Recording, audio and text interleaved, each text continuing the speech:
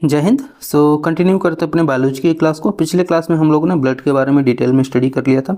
आज हम लोग एक्सक्रीटरी सिस्टम के बारे में पढ़ने वाले हैं। एक्सक्रीटरी सिस्टम यानी कि हमारे शरीर से उत्सर्जन करने वाली चीज़ें, जो भी हमारे शरीर के अंदर डिटॉक्स मटेरियल होते हैं, उनको बाहर निकालने का जो काम है वो उत्सर्जन तंत्र के द्वारा किया जाता है। ठीक है, आइए हम लोग इस टॉपिक को समझते हैं, लेकिन उससे पहले एक बार क्विकली प्रीवियस क्लास में जो ब्लड को स्टडी किया था उसको जल्दी से रिवाइज कर लेते हैं। इसके बाद हम लोग एक्सक्रीटरी सिस्टम को पढ़ेंगे। ठीक है, बात करेंगे यदि ब्लड की, तो एक तरह का स्पेशलाइज्ड फ्लूइड है। कलर इसका रेड होता है। नेचर इसका बेसिक है यानी कि क्षारीय होता है। पीएच इसका 7.4 होता है और इसीलिए इसका नेचर कैसा है, बेसिक है। वॉल्यूम की बात करेंगे तो ह्यूमन बींग्स में इसका जो वॉल्यूम है वो 5 लीटर से 5.5 लीटर देखने को मिलता है। फीमेल्स के अंदर आधा लीटर कम यानी कि 5 लीटर होगा और मेल्स के अंदर 5.5 लीटर। ठीक है, फॉर्मेशन की बात करेंगे यदि ब्लड के फॉर्मेशन की, तो एडल्ट में जो ब्लड बनता है वो बोन मैरो यानी कि हड्डियों के बीच बनता है। हड्डियों का जो बोन मैरो होता है वहाँ पे ब्लड का फॉर्मेशन होता है। वहीं एम्ब्रियो यानी कि भ्रूण अवस्था में जब एक बालक होता है, पेट के अंदर, गर्भ के अंदर होता है, तो उसका फॉर्मेशन होता है लीवर के अंदर। ठीक है, फंक्शन ऑफ ब्लड की यदि बात करेंगे कि ब्लड का क्या कार्य है, तो ऑक्सीजन की सप्लाई करना, जितने भी इंपॉर्टेंट ऑर्गन्स है वहाँ तक ऑक्सीजन ले जाने का काम ब्लड का ही होता है। ठीक है, न्यूट्रिएंट्स को भी सप्लाई करने का काम ब्लड का ही है। ये इसके साथ ही बॉडी का जो टेम्परेचर है 36 डिग्री सेल्सियस, उसको भी मेंटेन करने का काम किसका है, ब्लड का ही है। ठीक है, ब्लड फ्लो करता है जिसमें फ्रिक्शन होता है नसों में फ्रिक्शन होने से हीट जनरेट होगा। हीट जनरेट होने से हमारे बॉडी का टेम्परेचर 36 डिग्री सेल्सियस मेंटेन रहता है। इसके साथ ही साथ ये जो वेस्ट मटेरियल है जिसको बाहर शरीर से निकालना है, उसको भी कैरी करता है blood. Okay, composition of blood की यदि बात करेंगे तो दो तरह का कंपोजिशन यहाँ पे देखने को मिलता है। एक सॉलिड पार्ट होता है ब्लड का, दूसरा लिक्विड पार्ट होता है। सॉलिड पार्ट में आपको यहाँ पे कणिकाएं दिखेंगी, रुधिर कणिकाएं, और ये 45% जो पोर्शन है ब्लड का वो इनसे मिल करके बना होता है, जिसमें WBC है, RBC और प्लेटलेट्स होती हैं। इसके साथ ही साथ जो लिक्विड पार्ट है दैट इज प्लाज्मा, उसको प्लाज्मा के नाम से जानते हैं। और ये 55% यानी कि ब्लड का 55% हिस्सा प्लाज्मा होता है। ठीक है, प्लाज्मा जो है वो प्लाज्मा प्रोटीन से मिल करके बना होता है, जिसमें इंपॉर्टेंट रोल प्ले करता है एल्ब्यूमिन, ग्लोबुलिन, प्रोथ्रोम्बिन और फाइब्रिनोजन। इसमें एल्ब्यूमिन जो है वो क्या करता है, so that maintains the water level, या फिर वाटर का जो बैलेंस है वो ब्लड में मेंटेन करता है एल्ब्यूमिन। इसके साथ ही साथ जो ग्लोबुलिन है वो रिस्पॉन्सिबल है एंटीबॉडीज़ जनरेट करने के लिए हमारे बॉडी के अंदर, जिससे कि हमारी बॉडी में जो रोधक क्षमता है, जो बीमारियों से लड़ने की क्षमता है, वो ग्लोबुलिन प्रोवाइड करता है। प्रोथ्रोम्बिन और फाइब्रिनोजन वो ब्लड क्लॉटिंग में हेल्पफुल होते हैं। ठीक है, नेक्स्ट जो है दैट इज ब्लड सेल्स यानी कि रुधिर की जो कणिकाएं हैं, जो ब्लड कॉर्पस्कल्स होती हैं, उनकी बात करेंगे तो ये 3 तरह के देखा हमने।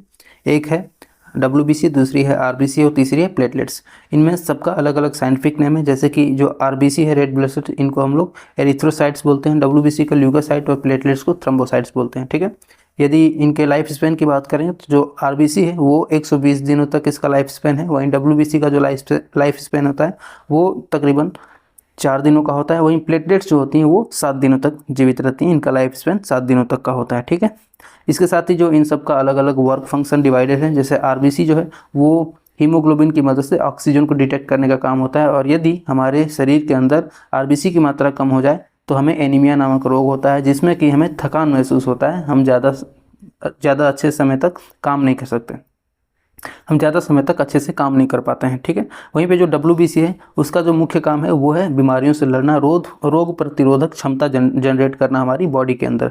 यदि WBC में कोई कमी हो जाएगी तो हमारा शरीर जो है अक्सर बीमार पड़ा रहेगा और ये बीमारियों से लड़ने में अपनी अच्छे से भूमिका नहीं निभा पाएगा। इसके साथ ही आपको और इम्पॉर्टेंट चीज़ ध्यान देनी है कि जो WBC की कमी होती है उससे ल्यूकेमिया नामक जो प्रॉब्लम है वो सामने आती है, जिसमें कि ब्लड का कैंसर होने का खतरा रहता है। इसके साथ ही साथ जो प्लेटलेट्स हैं, यदि प्लेटलेट्स के वर्क फंक्शन की बात करेंगे तो जो प्लेटलेट्स हैं ये हमारी बॉडी में ऊर्जा बनाने का काम करती हैं, और यदि प्लेटलेट्स में कमी होगी तो हमारी बॉडी जो है वो सुस्त पड़ जाती है। ठीक है, इसके साथ ही साथ जो प्लेटलेट्स का डिसऑर्डर है वो हमें देखने को मिलता है डेंगू नाम की बीमारी में।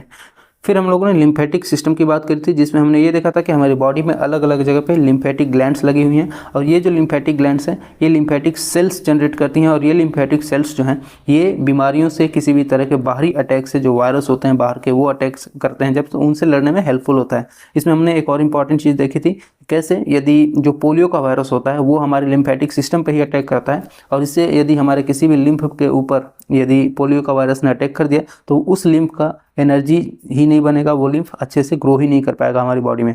और इससे लड़ने के लिए फिर हम लोगों ने पोलियो का जो कैंपेन है वो हम लोगों ने लॉन्च किया था 1995 में, ठीक है। इसके बाद हम लोगों ने 4 स्टेप्स में ब्लड क्लॉटिंग को समझा था। ब्लड क्लॉटिंग में सबसे पहले हम लोगों ने देखा था कि ये स्टार्ट होता है कहाँ से, थ्रोम्बोसाइट्स जो होते हैं, जो प्लेटलेट्स होती हैं, वो जब एयर के संपर्क में आती हैं तो फिर यहाँ से पहला जो प्रोसेस है ब्लड क्लॉटिंग का वो शुरू होता है। ब्लड क्लॉटिंग की जो प्रोसेस है उसको हम लोग कास्केडिंग प्रोसेस बोलते हैं। ये टोटल 4 से 5 मिनट के अंदर अंदर पूरा ब्लड क्लॉट हो जाता है जब वो एयर के संपर्क में आता है, ठीक है।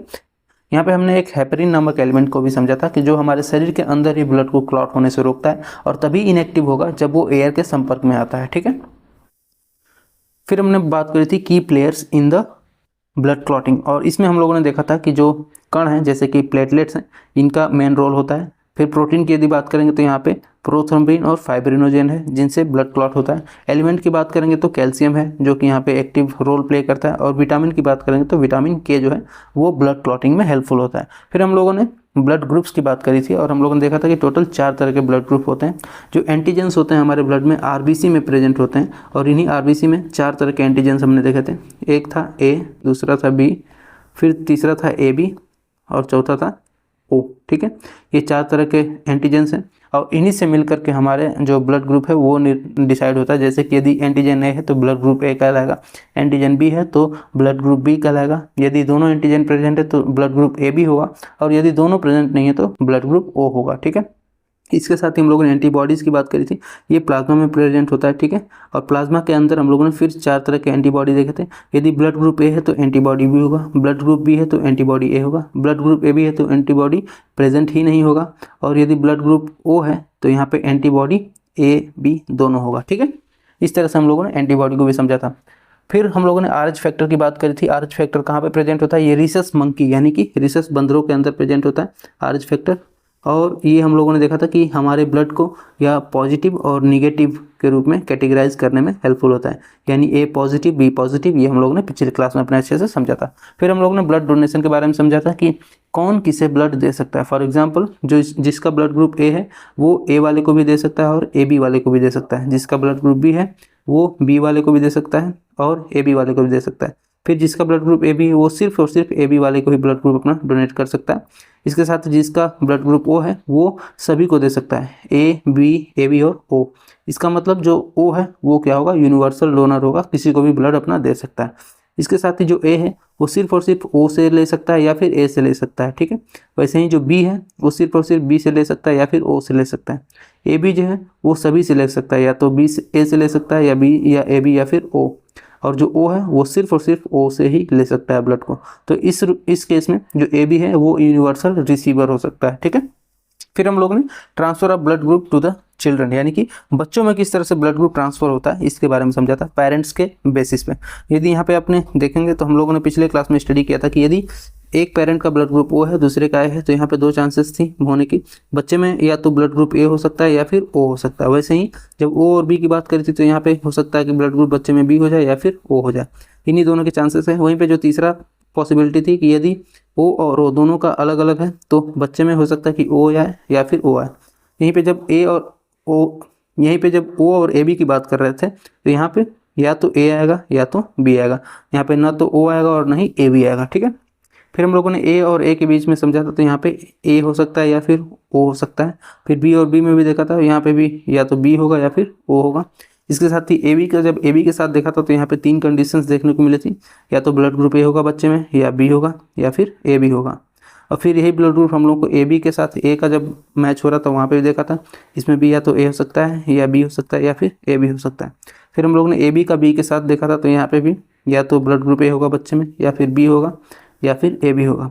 और सबसे लास्ट जो है या फिर पेरेंट्स में ए और बी हो अलग अलग हो, तो यहाँ पे चारों पॉसिबिलिटी थी। बच्चे में या तो ए हो सकता है या बी हो सकता है या ए बी हो सकता है या फिर ओ हो सकता है, ये चारों पॉसिबिलिटी पॉसिबल है। तो ये हम लोग ने पिछले क्लास में यहाँ तक रिवाइज कर लिया। अब आगे बढ़ते हैं और समझते हैं हम लोग एक्सक्रीटरी सिस्टम यानी कि उत्सर्जन तंत्र के बारे में। स्टार्ट करते हैं एक्सक्रीटरी सिस्टम यानी कि उत्सर्जन तंत्र। बात करेंगे जब हम उत्सर्जन तंत्र की तो इसमें हमें ये समझ लेना चाहिए कि ये एक इस तरह का सिस्टम है, ऐसा सिस्टम है जो हमारे शरीर के अंदर जितने भी ऐसे एलिमेंट्स हैं जिनकी हमारे बॉडी को ज़रूरत नहीं है उसको शरीर से बाहर निकालने के लिए बना हुआ है, ठीक है। हम लोगों ने अब तक ये पढ़ा कि हमारे शरीर को कई तरह के न्यूट्रिएंट्स की ज़रूरत है, अलग अलग तरह के यहाँ पे हमारी बॉडी को जो न्यूट्रिएंट्स चाहिए होते हैं वो हम फूड के द्वारा, भोजन के द्वारा प्रोवाइड करते हैं अपने शरीर को। हमारे शरीर में काम करने के लिए जो एनर्जी चाहिए उसके लिए हम लोग एनर्जी कैसे प्रोवाइड करते हैं हमारी बॉडी को, तो बाई हैविंग सम फूड। हम जब भोजन करते हैं, भोजन से फिर क्या होता है कि वो छोटे छोटे एटीपी में बदलता है, ग्लूकोज में बदलता है, फिर उससे हमारी बॉडी के अलग अलग जो पार्ट्स हैं उनको न्यूट्रिएंट्स की सप्लाई होती है। ठीक है, ये हम लोगों ने अब तक समझा। लेकिन इन्हीं में कुछ ऐसे भी तत्व बनेंगे जो हमारी बॉडी को बिल्कुल ज़रूरत नहीं है। जो हमने फूड गेन किया है, जो हमने फूड खाया है, उससे हम लोगों के शरीर में कुछ ऐसे भी एलिमेंट्स बनेंगे जिनकी हमारी बॉडी को ज़रूरत ही नहीं है। तो उन सब चीज़ों को शरीर से बाहर निकालने वाले जो सिस्टम्स हैं, ऑर्गन्स हैं, वही क्या कहलाते हैं? Excretory organs. और इनसे मिल करके जो सिस्टम बनता है उसको हम लोग कहते हैं एक्सक्रीटरी सिस्टम, यानी कि उत्सर्जन तंत्र। अब ये कुछ इंपॉर्टेंट जो एक्सक्रीटरी ऑर्गन्स हैं उनके बारे में थोड़ा सा समझते हैं। कौन कौन से ऑर्गन्स हैं जो हम लोग को यहाँ पे हेल्पफुल होते हैं हमारी बॉडी से ऐसे एलिमेंट्स को बाहर निकालने के लिए जिनकी हमारी बॉडी को ज़रूरत नहीं है। सबसे पहले हम बात करेंगे लंग्स की, यानी फेफड़ों की।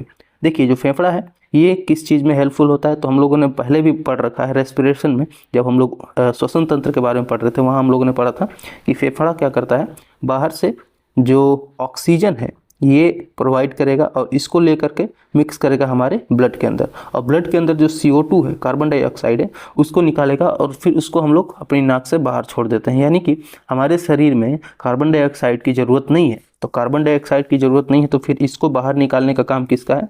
दैट इज़ ऑफ लंग्स, यानी कि फेफड़ों का। वहीं पे हमारी बॉडी में ऑक्सीजन की ज़रूरत है तो बाहर से ऑक्सीजन को इनटेक करके उसको ब्लड में मिलाने का काम किसका है? So that is of lungs, यानी कि फेफड़ों का। इसलिए इसको हम लोग कहते हैं कि फेफड़े के अंदर ब्लड का क्या होता है? प्यूरिफिकेशन होता है। तो ब्लड प्यूरिफिकेशन ये कहाँ पे होता है? तो इट हैपेंस इन, ये होता है फेफड़े के अंदर। ठीक है, blood purification, blood purification, okay,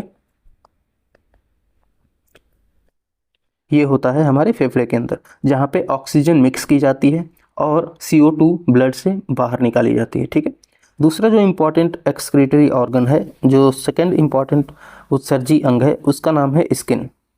क्या है? That is skin.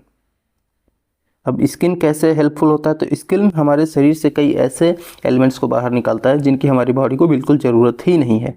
For example, हम यदि बात करेंगे सॉल्ट की, नमक की, ठीक है, हमारे बॉडी में जो सॉल्ट मतलब सॉल्ट का जो फॉर्मेशन हुआ है उसको शरीर से बाहर निकालने के लिए स्किन हेल्पफुल होता है। किस फॉर्म में निकालता है? तो ये सॉल्ट को वाटर के साथ मिक्स करता है। ठीक है, वाटर के साथ मिक्स करेगा और इसको बाहर निकालेगा स्वेट के रूप में। ठीक है, स्वेट यानी कि पसीना। ठीक है, तो पसीने के रूप में बाहर निकालता है सॉल्ट और वाटर को मिक्स करके स्किन। ठीक है, इस बात को आप थोड़ा याद रखिएगा कि स्किन का मुख्य काम है हमारे शरीर के अंदर से जो सॉल्ट जमा हो गया, अननेसेसरी जो सॉल्ट है, उसको स्किन के थ्रू बाहर निकालने का काम। और यहाँ पे आपको स्वेट ग्लैंड्स देखने को मिलेंगी, यहाँ पे अंदर इसके स्किन के अंदर यहाँ पे स्वेट ग्लैंड्स देखने को मिलती हैं। क्या है ये? श्वेत ग्रंथियाँ जिसे हम लोग बोलते हैं, स्वेट ग्लैंड्स। ठीक, यही क्या करती हैं कि पसीने का फॉर्मेशन करके और हमारे शरीर के अंदर से जितना भी नमक है उसको शरीर से बाहर निकाल देती हैं। ठीक, नेक्स्ट जो इम्पॉर्टेंट एक्सक्रीटरी ऑर्गन है दैट इज़ लीवर। किसकी बात करेंगे हम? लीवर की। ठीक है, और ये जो लीवर है ये काफ़ी इंपॉर्टेंट रोल प्ले करता है एज ए एक्सक्रीटरी ऑर्गन। बात करेंगे जब लीवर की, तो ये हमारे बॉडी के अंदर जो अमोनिया का प्रेजेंस होता है, ठीक है, अमोनिया, इसको कन्वर्ट करता है ये यूरिया के रूप में। किसमें? यूरिया के फॉर्म में चेंज करता है। ठीक, और अमोनिया जो है वो काफ़ी हार्मफुल एलिमेंट होता है, वहीं जो यूरिया है वो लेस हार्मफुल एलिमेंट है। और एक बार ये लेस हार्मफुल बदल जाता है तो फिर इसको ये किडनी तक भेजता है, send it to the kidney, और फिर किडनी से ये यूरिन के रास्ते बाहर आ जाता है। ठीक है, यूरिन के रास्ते ये क्या होगा? बाहर हो जाएगा। और ये किसका काम है? तो ये लीवर का काम है कि अमोनिया जो कि एक इम्पॉर्टेंट हार्मफुल एलिमेंट है हमारी बॉडी के अंदर, उसको बदल करके यूरिया के रूप में और यूरिनेट तक या फिर यूरिन पाइप तक उसको सेंड करने का। ठीक है, नेक्स्ट जो इम्पॉर्टेंट एक्सक्रीटरी ऑर्गन है दैट इज लार्ज इंटेस्टाइन। क्या है ये? Large intestine. हम लोगों ने जब डाइजेशन का चैप्टर पढ़ा था तो वहाँ पे इसको डिटेल में समझा था। लार्ज इंटेस्टाइन को, इसको हम लोग कहते हैं बड़ी आंत। ठीक है, और ये क्या करती है, तो ये अपशिष्ट पदार्थ हैं या फिर जो अनपचे भोजन है, जिस भोजन को अब और ज़्यादा डाइजेस्ट नहीं किया जा सकता, जिसे हम लोग काइल कहते हैं, ठीक है, काइल कहते हैं, इसको क्या करता है, शरीर से बाहर निकालता है, ठीक है, इसको शरीर से कहाँ से क्या करेगा, बाहर निकालेगा, ठीक। तो अनडाइजेस्टेड फूड जो भी है उसको शरीर से बाहर निकालने का काम यहाँ ये जो है दिस इज रेक्टम, और रेक्टम के थ्रू इसको क्या करेगा, बाहर निकाल देगा हमारे शरीर से। ओके, तो ये हो गए कुछ इंपॉर्टेंट एक्सक्रीटरी ऑर्गन्स। वेल, इसके साथ ही एक और चीज़ आपको ध्यान देनी है कि ये जो चार हैं इनके साथ ही एक और भी मेन एक्सक्रीटरी ऑर्गन है जिसे हम लोग कहते हैं किडनी। तो ये जो किडनी का स्ट्रक्चर आप देख रहे हैं ये किडनी है, ठीक है, और ये जो है this is known as the main excretory organ, मुख्य उत्सर्जी अंग के रूप में ये जाना जाता है। अब आइए हम लोग थोड़ा सा किडनी के बारे में डिटेल में समझते हैं कि ये किडनी क्या है और कैसे ये फंक्शन करता है। सबसे पहले इसका एक्सटर्नल हम लोग समझते हैं। देखिए, हमारे बॉडी में 2 किडनी होती हैं। हमारी बॉडी में कई चीज़ें पैर में होती हैं। फॉर एग्जांपल हमारे कान पैर में है, आंखें पैर में है, हमारा जो फेफड़ा है वो भी पैर में है, ऐसे करके कई सारे ऑर्गन्स जो है वो पैर में होते हैं। तो यहाँ पे आपको देखने को मिलेगा कि ये जो किडनी है ये भी आपको पैर में देखने को मिलेगी। यहाँ पे 2 किडनी आपको देखने को मिलेगी, जो राइट साइड है दैट इज राइट किडनी और जो लेफ्ट साइड है दैट इज लेफ्ट किडनी, ठीक है। यदि इन दोनों में से कोई एक किडनी खराब भी हो जाती है फिर भी हमारी बॉडी एक किडनी पे जीवित रह सकती है और एक किडनी पे सारे फंक्शन परफॉर्म कर सकती है। ऑफ कोर्स उसका जो एफिशिएंसी है वो कम हो जाएगा, एफिशिएंसी कम हो जाएगी, घट जाएगी, बट फिर भी हमारी बॉडी उस पर फंक्शन कर पाएगी, हमारी बॉडी उस पर कंटिन्यूसली अपना काम कर पाएगी, ठीक है। वहीं इस किडनी से यहाँ पे आप नीचे देखेंगे तो एक पैकेट आपको दिखाई देगा कनेक्टेड है, ठीक है। इस पैकेट को हम लोग कहते हैं ब्लैडर। क्या कहते हैं इसको? ब्लैडर। ये पैकेट इस किडनी से एक नली के थ्रू कनेक्टेड है। यहाँ पे आप देख रहे हो ये नली है, इस नली का नाम है यूरेटर्स। क्या नाम है? यूरेटर। ओके, और यहाँ पे जो ब्लैडर है इसके नीचे एक छिद्र होगा, ठीक है, और इस छिद्र को हम लोग कहते हैं यूरेथ्रा। क्या कहते हैं? यूरेथ्रा, ठीक। तो ये एक एक्सटर्नल क्या बोलेंगे इसको, जो एक्सटर्नल स्ट्रक्चर है किडनी का, यहाँ पे आपको हमने यहाँ पे दिखा रखा है, ठीक है। ये बीन्स के शेप की होती है। बीन्स आपने देखा है, राजमा, ठीक है, राजमे के शेप की होती है। आप देखोगे कुछ राजमा इस तरह का होता है, वैसा ही इसका बीन शेप की तरह आपको दिखाई देगा ये जो किडनी है। और इसका जो वेट है वो तकरीबन 120 से 150 ग्राम के आसपास होता है, ठीक। वेल, इन दोनों किडनी का काम क्या है? किडनी का काम होता है, यदि आप फंक्शन की बात करेंगे किडनी की, ठीक है, तो फंक्शन जो है इसका इंपॉर्टेंट फंक्शन है that is filtration of blood. क्या करता है ये? फिल्ट्रेशन ऑफ ब्लड, यानी कि ब्लड को छानता है ये, ठीक है। क्यों, कैसे छानता है वो अभी हम लोग आगे समझेंगे कि इसकी एक यूनिट होती है नेफ्रॉन, और किस तरह से उसके अंदर ब्लड का फिल्ट्रेशन चल रहा है उसको बड़ी डिटेल में आगे हम समझने वाले हैं। यहाँ पे इसका फंक्शन क्या है, वो है फिल्ट्रेशन ऑफ ब्लड। कैसे छानता है, क्या क्या इसमें हार्मफुल एलिमेंट है हमारे ब्लड में, उन सबको छान करके किस तरह से अलग करता है ये अभी हम लोग आगे समझने वाले हैं, ठीक है। तो ये रहा एक एक्सटर्नल स्ट्रक्चर ऑफ ब्लड। अब आइए थोड़ा सा इंटरनल स्ट्रक्चर के बारे में हम लोग समझते हैं कि कैसे इस किडनी के अंदर क्या क्या स्ट्रक्चर आपको देखने को मिलेगा, ठीक है।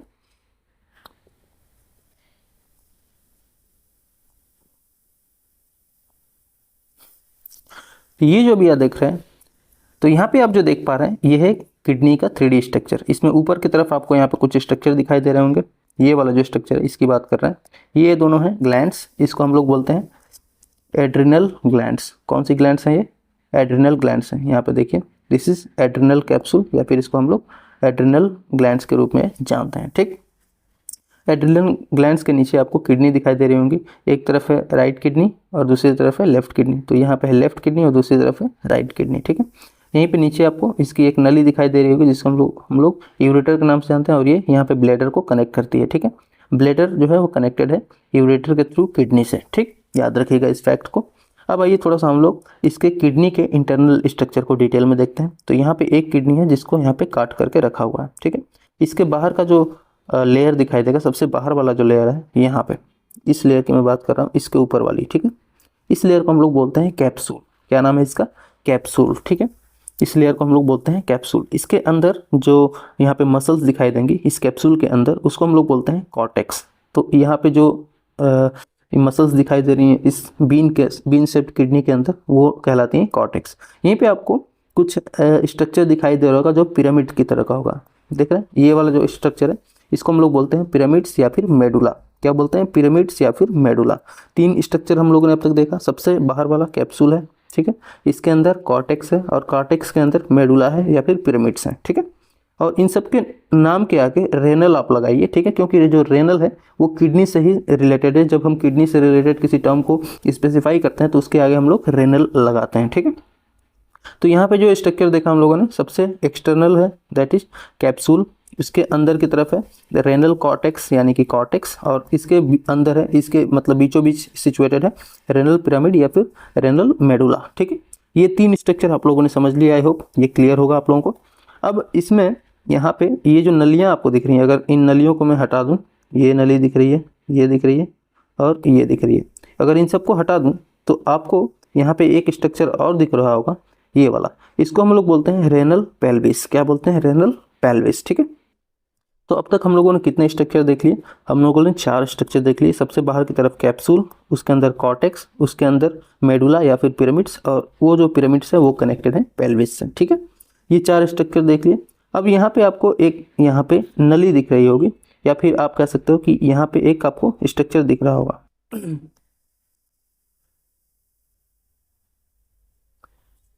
कैविटी के रूप में। ये जो दिख रहा है दिस इज ए कैविटी, और इस कैविटी को हम लोग बोलते हैं रेनल हीलियम। क्या बोलते हैं? रेनल हीलियम, ठीक है।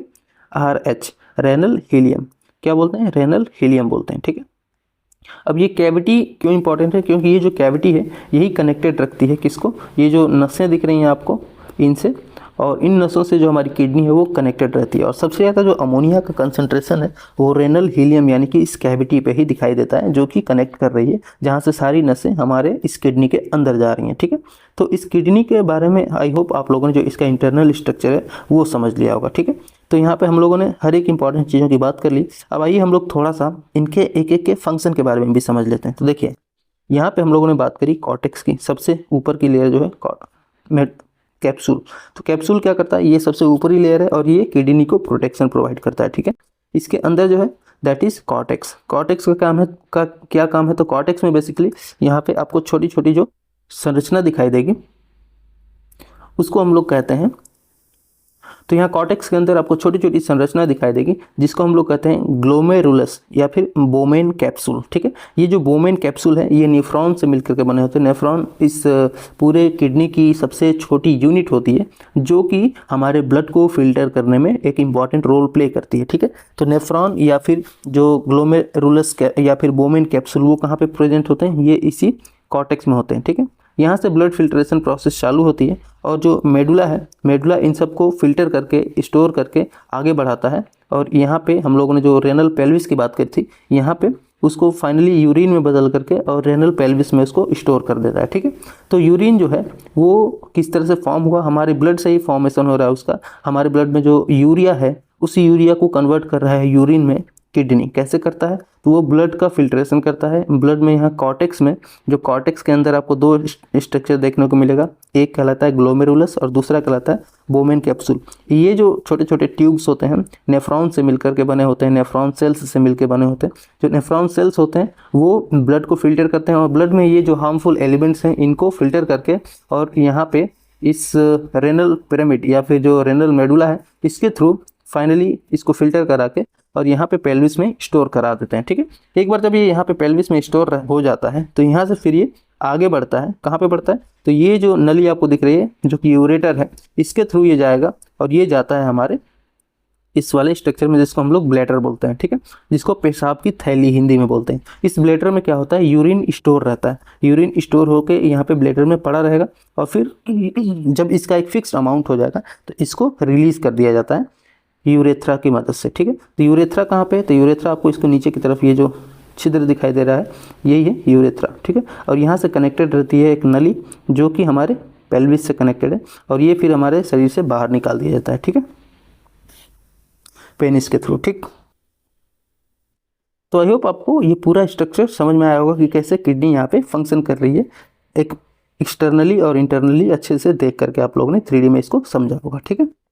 याद रखिएगा जो इसमें इंपॉर्टेंट टर्म्स हैं वही आपको याद रखने हैं, स्पेशली जब हम बात करते हैं जो एक्सटर्नल टर्म्स है दैट इज़ कैप्सूल, उसके अंदर है कॉर्टेक्स, उसके अंदर है रेनल पिरामिड्स या फिर इसको हम लोग रेनल मेडुला भी बोलते हैं। यहाँ पे जो हम लोगों ने कैविटी देखी थी उस कैविटी का नाम है रेनल हीलियम, और यहाँ पे इसके अंदर रेनल पेल्विस है जो कि यूरेटर से कनेक्टेड है। ठीक है, अब आइए हम लोग आगे बढ़ते हैं और थोड़ा सा हम लोग इसको और डिटेल में समझते हैं कि किस तरह से ये सारा प्रोसेस हो रहा है, फंक्शन ऑफ किडनी क्या है। तो देखिए, फंक्शन ऑफ किडनी की हम लोगों ने स्टार्टिंग में ही बात करी कि ब्लड का फिल्ट्रेशन करना ही क्या है, फंक्शन ऑफ किडनी, यानी कि ब्लड को हमारे प्योर करना, फिल्टर करना, इसमें से जो हार्मफुल एलिमेंट्स हैं इनको हटाना। ठीक है, जो हार्मफुल एलिमेंट्स हैं जैसे कि अमोनिया हुआ, यूरिया हुआ, इन सबको हमारे ब्लड से अलग करना, फिर उसको हमारे शरीर से यूरिन के थ्रू बाहर निकालना, ये किसका काम है, ब्लड। फिर यूरिन का फॉर्मेशन भी किसका काम है, this is also kidney work. Okay, तो किडनी का काम है यूरिन का फॉर्मेशन करना। पीएच कंट्रोल करना किसका काम है, तो पीएच कंट्रोल करना भी किडनी का काम है। किसका, हमारे यूरिन का। यूरिन का पीएच अक्सर कितना होता है, तो ये होता है 4.8 से 6 के बीच में रहता है, यानी कि इसका नेचर कैसा है, तो नेचर इसका है एसिडिक। ठीक है, तो हमारी यूरिन कैसा होता है, एसिडिक होता है नेचर में। वहीं पे इसका एक और इम्पॉर्टेंट फंक्शन है, that is of neutralize poison, यानी कि जो जहर को न्यूट्रलाइज करने का काम है हमारी बॉडी में, वो किसका है, वो है किडनी का। ठीक है, इसके बाद नंबर्स की बात करेंगे तो नंबर्स में 2 होती हैं किडनी, और वेट इसका कितना होता है, 138 से 140 या फिर 150 ग्राम। ठीक है, इतना ही इसका वेट होता है, इससे ज़्यादा वेट इसका नहीं होता। फिर हम लोगों ने यहाँ पे बात करी इसके मेम्ब्रेन की, तो इसका जो आउटर मेम्ब्रेन है वो एक झिल्ली से मिलकर के बना होता है, जिस झिल्ली को हम लोग बोलते हैं पेरूटोनियम। क्या बोलते हैं, पेरूटोनियम, पेरूटोनियम। ठीक है, पेरूटोनियम नामक झिल्ली से जो आउटर कैप्सूल हमने देखा था वो बना हुआ है। आउटर पार्ट इसका क्या कहलाता है, आउटर पार्ट इसका कहलाता है कैप्सूल। ठीक है, इनर पार्ट इसका कहलाता है कॉर्टेक्स। ठीक है, और एंट्री डोर कहलाता है रेनल हीलियम। ठीक है, और यहीं पे सबसे ज़्यादा अमोनिया की कंसंट्रेशन होती है। ठीक है, अमोनिया का सबसे ज़्यादा कंसंट्रेशन वो कहाँ पे होता है, ये होता है एंट्री डोर पे, जो किडनी में जहाँ से एंटर कर रहे हैं, जिसको हम लोग रेनल हीलियम के नाम से जानते हैं, जो कैविटी हमने आपको दिखाई 3D मॉडल में।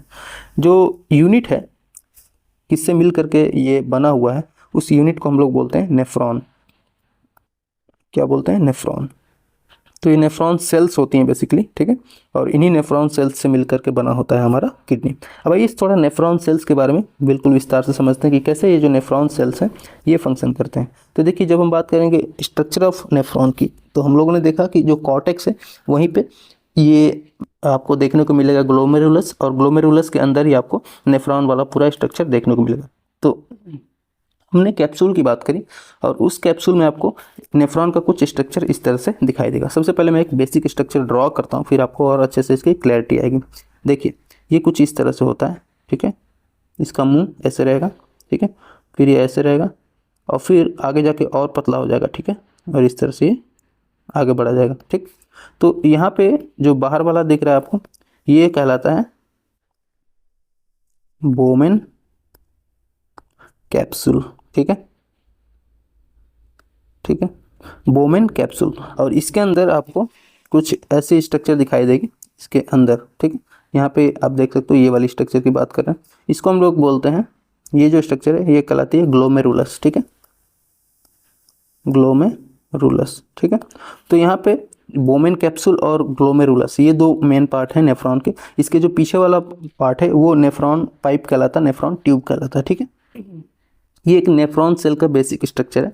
सबसे स्टार्टिंग में आपको यहाँ पे बोमेन कैप्सूल दिखाई देगा। बोमेन कैप्सूल के अंदर ग्लोमेरुलस होता है, ग्लोमेरुलस, और ये फिर आगे कनेक्टेड होते हैं नेफ्रॉन ट्यूब से। ठीक है, तो इस तरह से ये बेसिक स्ट्रक्चर होता है, और इसके अंदर जो फंक्शन हो रहा है, इस फंक्शन को समझिए कि किस तरह से यहाँ पे फंक्शंस परफॉर्म किए जाते हैं।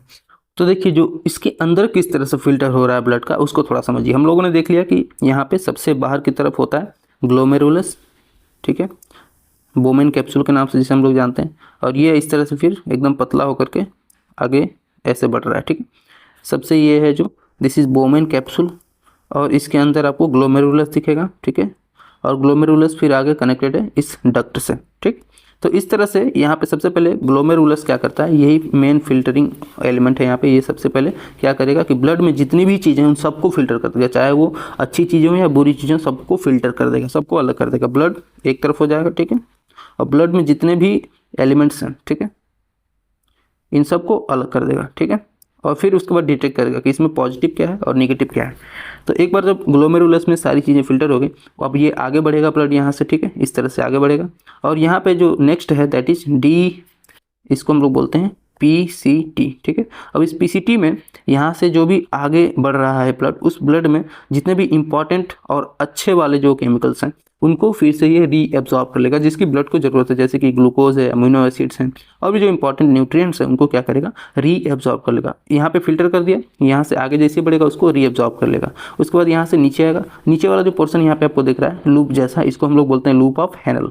लूप ऑफ हैनल में दो प्रोसेस होती है। जब ये नीचे की तरफ आ रहा होता है तो यहाँ पे वाटर एब्जॉर्ब होता है, ठीक है, वाटर जो है वो एब्जॉर्ब होगा, और यहाँ से जब ये ऊपर जाएगा तो यहाँ पे साल्ट एब्जॉर्ब होगा, ठीक है, साल्ट एब्जॉर्ब होगा। और इस तरह से फाइनली सिर्फ और सिर्फ प्योर आपको देखने को मिलेगा कि जो यूरिन है, ठीक है, ये यूरिन सिर्फ और सिर्फ यहाँ पे दिखाई देगा, और ये यूरिन यहाँ पे कलेक्टिंग डक्ट यहाँ पे आकर के स्टोर हो जाता है, ठीक है। और यहाँ से स्टोर होने के बाद ये पेल्विस, या फिर हम लोग बोल रहे थे जो रेनल पेल्विस, यहाँ पे भेजने के लिए यहाँ पे तैयार रहता है। फिर यहाँ से ये क्या कर दिया जाएगा, रेनल पेल्विस में सेंड कर दिया जाएगा, यहाँ से आगे बढ़ा दिया जाएगा, ठीक है।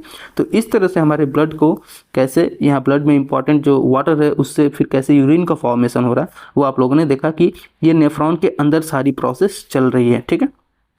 किसका किसका इंपॉर्टेंट रोल है, तो ग्लोमेरुलस का इंपॉर्टेंट रोल है, और इसके साथ ही जो PCT है यानी कि यहाँ पे रीअब्जॉर्प्शन जो हो रहा है उसका इंपॉर्टेंट यहाँ पर रोल है। लूप ऑफ हैनल में वाटर और साल्ट का यहाँ पे एब्जॉर्प्शन हो रहा है, और डक्टिंग जो कलेक्टिंग डक्ट है यहाँ पे जो यूरिन है ये सेंड होने के लिए आगे रखा रहता है कि यहाँ से फिर आगे बढ़ा दिया जाएगा किसके पास, रेनल पेल्विस के पास, जो हम लोगों ने पिछले स्ट्रक्चर में देखा था, ठीक है।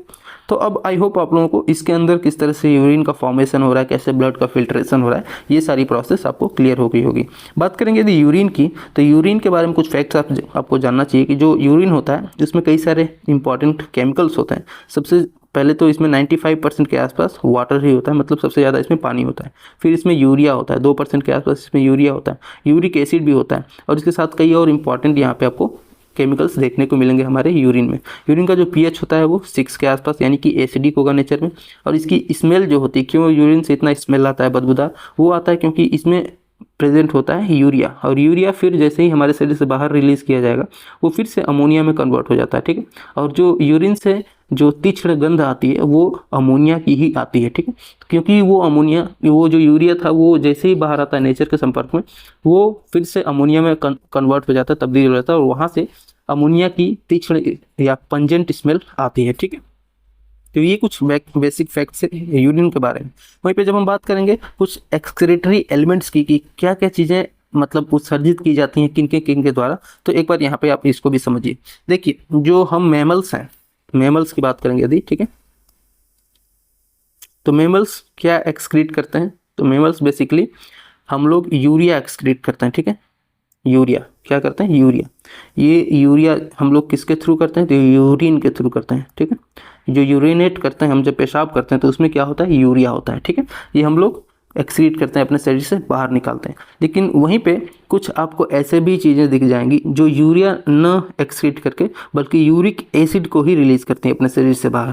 वो यूरिक एसिड कौन कौन से करते हैं, तो यहाँ पे आपको जो बर्ड्स हैं, ठीक है, ये आपको दिखाई देंगे, और जो रेप्टाइल्स हैं ये। तो यूरिक एसिड कौन कौन रिलीज़ करता है अपने बॉडी से, ये रेप्टाइल्स और बर्ड्स, ये दोनों क्या करते हैं, यूरिक एसिड रिलीज़ करते हैं। वहीं पे जब हम बात करते हैं मछलियों की, तो मछलियाँ जो हैं वो अमोनिया रिलीज़ करती हैं, ठीक है, अमोनिया। हम लोगों ने यूरिया रिलीज़ किया, ठीक है। वहीं पे जो बर्ड्स और रेप्टाइल्स हैं वो यूरिक एसिड रिलीज़ करते हैं। मछलियाँ और इंसेक्ट्स जो हैं वो अमोनिया रिलीज़ करते हैं, ठीक है। जो इंसेक्ट्स हैं जितने भी आपको देखने को मिलेंगे, ठीक है, ये क्या करते हैं, अमोनिया रिलीज़ करते हैं। वहीं पे जो स्पाइडर है वो थोड़ा अलग ही किस्म की चीज़ रिलीज़ करता है, वो रिलीज़ करता है ग्वानिन। क्या रिलीज़ करता है, ग्वानिन, ठीक है। तो स्पाइडर क्या रिलीज़ कर रहा है, स्पाइडर रिलीज़ कर रहा है ग्वानिन। इंसेक्ट्स अमोनिया रिलीज़ कर रहे हैं, और मछलियाँ जो हैं वो भी अमोनिया रिलीज़ करती हैं। वहीं पे जो बर्ड्स और यहाँ पे आपको जितने भी रेप्टाइल्स देखने को मिलेंगे वो यूरिक एसिड रिलीज़ करते हैं, और मैमल्स जो हैं वो यूरिया रिलीज़ करते हैं। तो आई होप आपको ये सारे कौन क्या रिलीज कर रहा है, इसको आपको थोड़ा सा ध्यान में रखना चाहिए, ठीक है। इसके साथ ही किडनी से रिलेटेड कई इंपॉर्टेंट यहाँ पे बीमारियाँ भी हैं। सबसे पहली बीमारी है that is kidney stone. Stone के बारे में आप लोगों ने बहुत सुना होगा, बहुत ही कॉमन बीमारी हो चुकी है आजकल। जब भी हम इम्प्योर वाटर इनटेक लेते हैं, पानी यदि हमारा अशुद्ध है, पानी में किसी भी तरह की गंदगी है, तो उससे फिर इसके चांसेस बढ़ जाते हैं हमारे जो किडनी है उसमें स्टोन के होने के, क्योंकि ब्लड को फिल्टर करने का काम है हमारे किडनी का, और ब्लड में जो वाटर का जो मिक्सिंग कर रहा है वो हम जो बाहर से पानी पिएंगे वही पानी हमारे ब्लड में मिक्स होगा, और यदि उस पानी में ही कोई गंदगी है तो वो गंदगी फिर क्या होगी, जाकर हमारे ब्लड में मिक्स होगी, ब्लड को फिल्टर करता रहेगा, ये यहाँ पे ये गंदगी छानता रहेगा छानता रहेगा छानता रहेगा, और जो इतना ज़्यादा गंदगी एक जगह इकट्ठा हो जाएगी फिर वो किसका फॉर्म ले लेती है, स्टोन का फॉर्म लेती है। इसमें जो सबसे इंपॉर्टेंट चीज़ है वो ध्यान रखना है कि कैल्शियम ऑक्जिलेट होता है ना, ठीक है, कैल्शियम ऑक्जिलेट CaCO2 का होल ट्वाइस, ये जो है दिस इज कैल्शियम ऑक्जिलेट, और ये कैल्शियम ऑक्जिलेट की ही वजह से हमारे किडनी के अंदर जो स्टोन है उनका फॉर्मेशन होता है, ठीक है। इसके साथ ही यूरेमिया नाम की एक प्रॉब्लम है जिसमें अमोनिया जो है किडनी के अंदर वो बहुत ही ज़्यादा मात्रा में बनने लगता है। यदि अमोनिया बहुत ज़्यादा हो जाएगा तो फिर हमारे जो किडनी की दीवारें हैं वो ख़राब होने लगेंगी, वो जलने लगेंगी, और उसके जलने से, उसके ख़राब होने से हमारा जो किडनी है वो काफ़ी ज़्यादा अपना फंक्शन अच्छे से नहीं कर पाएगा। फंक्शन अच्छे से नहीं करेगा तो हमारे पेट में ज़्यादातर यहाँ पे ये वाला जो पोर्शन है यहाँ पे सबसे ज़्यादा दर्द उठेगा, बहुत मतलब बुरी तरह से हम लोग को ये दर्द देगा, ठीक है। तो इसको हम लोग बोलते हैं यूरेमिया, जब अमोनिया की मात्रा किडनी में ज़्यादा हो जाती है उस केस में। इसके साथ ही एक और इंपॉर्टेंट चीज़ है दैट इज गाउट। गाउट क्या होता है, जिसे हम लोग गठिया कहते हैं, ठीक है। गठिया नाम की प्रॉब्लम में क्या होता है, गठिया नाम की प्रॉब्लम में क्या होता है कि हमारी बॉडी में यूरिक एसिड की मात्रा बढ़ जाती है, ठीक है। यूरिक एसिड ये अपोजिट होता है किसके, ये होता है साइनोवियल लिक्विड के, ठीक है, साइनोवियल लिक्विड। यूरिक एसिड कहाँ पे जमा होता है, तो ये जमा होता है जितने भी हमारे जॉइंट्स होते हैं उनके बीच में, ठीक है। जॉइंट्स कहाँ पे होंगे, तो हम लोगों ने याद कीजिए हड्डियों के बारे में पढ़ा था, वहाँ पे जॉइंट्स के बारे में पढ़ा था। तो जितने भी जॉइंट्स हैं उनको हम लोग जो मूव कर पाते हैं उनको हम लोग मूवेबल जॉइंट कहते हैं, और उसमें ही एक इंपॉर्टेंट जॉइंट है दैट इज साइनोवियल जॉइंट, ठीक है। तो साइनोवियल यानी कि जो यहाँ पे कैविटी होती है दो जॉइंट्स के बीच में, उसमें कुछ ना कुछ लिक्विड भरा होना चाहिए, ठीक है, और उसी लिक्विड को हम लोग कहते हैं साइनोवियल लिक्विड।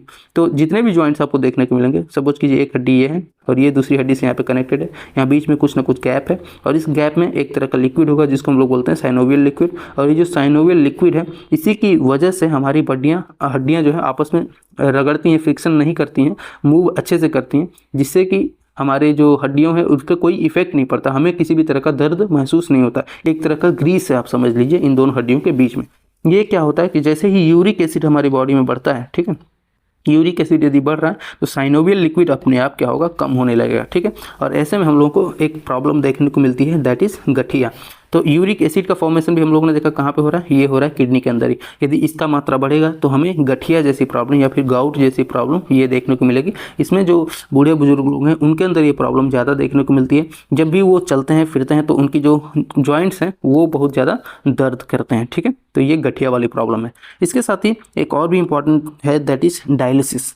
किडनी के फेलियर के केस में हम लोग देखते हैं जब किडनी फेल होती है तो किडनी का जब फेल होगी तो उसका मुख्य काम क्या था, ब्लड को फिल्टर करना, वही नहीं हो पाएगा, तो हमारा ब्लड क्या है, फिल्टर नहीं हो पाएगा। और ऐसे में ब्लड को आर्टिफिशियली रूप से फिल्टर करने की जो प्रोसेस है वो कहलाती है डायलिसिस, ठीक है। तो डायलिसिस में क्या होता है कि पूरे ब्लड को मतलब महीने में एक बार या 2 बार जो डॉक्टर्स हैं वो फिल्टर करते हैं, ठीक है। एक बहुत इंपॉर्टेंट एग्जाम्पल है इस समय अभी प्रेमानंद महाराज करके, उनकी दोनों किडनियाँ जो हैं वो फेल हो चुकी हैं, और ऐसे में उनको जो डायलिसिस का प्रोसेस है इसके थ्रू ही उनका ब्लड जो है वो फिल्टर किया जाता है, ठीक। तो आप देखते हैं कि जो डॉक्टर होते हैं वो महीने में 1 बार या 2 बार आपके पूरे ब्लड को फिल्टर करेंगे मशीन के द्वारा, डायलिसिस मशीन जो होती है उसके द्वारा, ठीक है। तो ये प्रॉब्लम भी रिलेटेड है किससे, ये रिलेटेड है किडनी से या किडनी के फेलियर से। दूसरा है किडनी की डैमेज से। यदि किडनी डैमेज हो जाए तो 48 घंटे के अंदर अंदर किडनी को रिप्लेस किया जा सकता है, या फिर इस किडनी को हम लोग रिप्लेस करके किसी से भी, या एक किडनी उधार ले लीजिए किसी से, यानी कि जो भी आपको डोनेट करना चाहता है आपके फैमिली मेम्बर का जो भी हो वो डोनेट कर सकते हो, उससे फिर आप किडनी ले सकते हैं। किडनी का ट्रांसप्लांट काफ़ी इजी ट्रांसप्लांट होता है, इसको रिप्लेस करके नई किडनी लगा दी जाती है और इंसान एक किडनी पे भी जीवित रह सकता है, ठीक है। इस बात को थोड़ा सा ध्यान रखिएगा। तो आई होप आपको ये जो एक्सक्रीटरी ऑर्गन्स है इसका सारा जो कॉन्सेप्ट है वो समझ में आया होगा, इससे रिलेटेड सारे के सारे फंडामेंटल्स टॉपिक्स हैं वो समझ में आए होंगे। मिलेंगे किसी अगली क्लास में, तब तक के लिए जय हिंद।